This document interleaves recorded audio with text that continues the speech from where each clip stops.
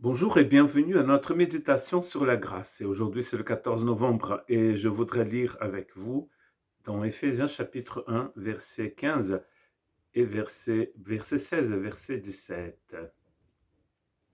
Je fais mention de vous dans mes prières, afin que le Dieu de notre Seigneur Jésus-Christ, le Père de gloire, vous donne un esprit de sagesse et de révélation dans sa connaissance. Donc, nous sommes ici dans la deuxième partie du chapitre 1 de lettre de Paul aux Éphésiens. Et dans cette deuxième partie, Paul va prier pour la vie, pour la conduite des chrétiens dans l'église d'Éphèse. Après avoir enseigné sur la foi, après avoir partagé cette longue phrase qui va du verset 3 au verset 14, où il explique les bénédictions spirituelles que nous avons reçues du Père de gloire avant la fondation du monde et comment le Père a envoyé son Fils pour qu'il puisse nous racheter et ensuite nous a donné son Esprit Saint qui constitue le sceau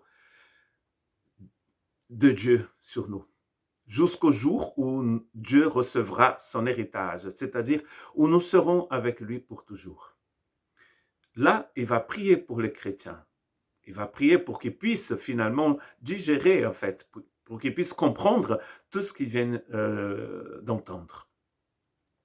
Et nous voyons à nouveau que cette deuxième partie du chapitre 1 est aussi une partie trinitaire. Donc là, nous sommes dans la pratique, dans la compréhension maintenant et de la mise en pratique de ce que c'est que la vie chrétienne normale.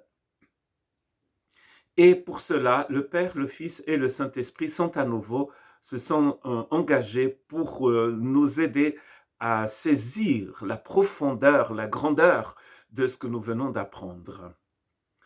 Et Paul donc va prier pour les chrétiens d'Éphèse pour qu'ils puissent recevoir du Père de gloire, le Père de notre Seigneur Jésus-Christ, d'abord un esprit de sagesse. Il va multiplier les mots, les expressions pour essayer essayer d'expliquer ce qu'il demande.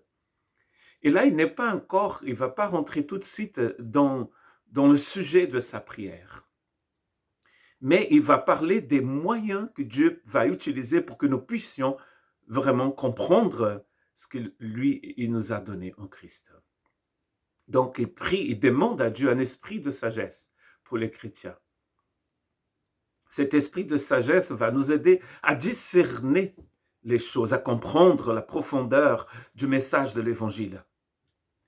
Et ensuite, il demande que Dieu leur donne aussi un esprit de révélation. La révélation ici, l'esprit de sagesse, l'esprit de révélation, il est aussi pour la pensée, mais aussi pour les émotions. Pensée et émotion. La révélation ici, c'est un genre d'apocalypse, n'est-ce pas? C'est une ouverture des yeux, c'est un enlèvement, plutôt un enlèvement du rideau ou du voile qui couvrait notre vue. Vous allez voir que tous ces mots et toutes ces expressions parlent de la même chose. Une compréhension, une vraie compréhension des choses. Une ouverture de la vue pour que ces gens puissent voir ce qu'ils n'arrivent pas à voir avec les yeux de la chair. Un esprit de révélation dans sa connaissance, dans la connaissance du Seigneur. Et je vous ai dit hier, dans la méditation d'hier, que nous allons trouver le même type de prière dans Philippiens 1 et dans Colossiens 1. Et ces trois lettres ont été écrites du même endroit à la même époque. Et dans Philippiens, nous allons lire le verset 9. Et ce que je demande dans mes prières pour vous, c'est que votre amour augmente de plus en plus en connaissance et en pleine intelligence. Dans Éphésiens, il dit esprit de sagesse et révélation dans la connaissance de Dieu. Et aux Philippiens, en parlant d'amour, il demande qu'ils puissent avoir une pleine connaissance et une pleine intelligence de cet amour. Qu'ils puissent rentrer dans une vraie relation avec l'amour, dans une vraie relation avec le Seigneur, pour pouvoir tout simplement voir, pour comprendre des choses que nous n'arrivons pas à comprendre avec les yeux de notre chair. Et donc Colossiens, c'est Colossiens 1, 10, pour marcher d'une manière digne du Seigneur et lui être entièrement agréable, portant des fruits en toutes sortes de bonnes œuvres et croissant par la connaissance de Dieu. Croissant par la connaissance de Dieu. Une révélation dans la connaissance de Dieu, une compréhension de l'amour de Dieu en pleine connaissance et en pleine intelligence, et marcher d'une façon bonne en croissant dans la connaissance de Dieu. Dans les 3 prières, nous trouvons le mot connaissance. Une relation avec Dieu, une relation avec son amour, marcher en pleine connaissance de Dieu. Nous savons qui il est, mais nous avons surtout une relation avec lui.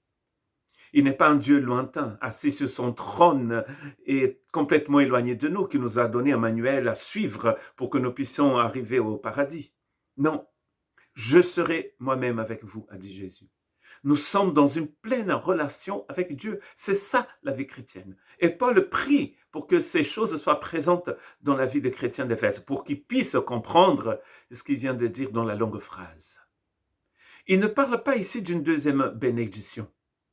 Car parfois, quand on parle de réveil, par exemple, on a l'impression que les gens sont en train de parler de quelque chose de nouveau. C'est complètement faux. Il n'y a rien de nouveau. Tout nous a été révélé. Ce que nous faut, ce n'est pas une connaissance de quelque chose qui va arriver, mais c'est la connaissance de quelque chose que nous avons déjà reçu. C'est ça l'importance ici.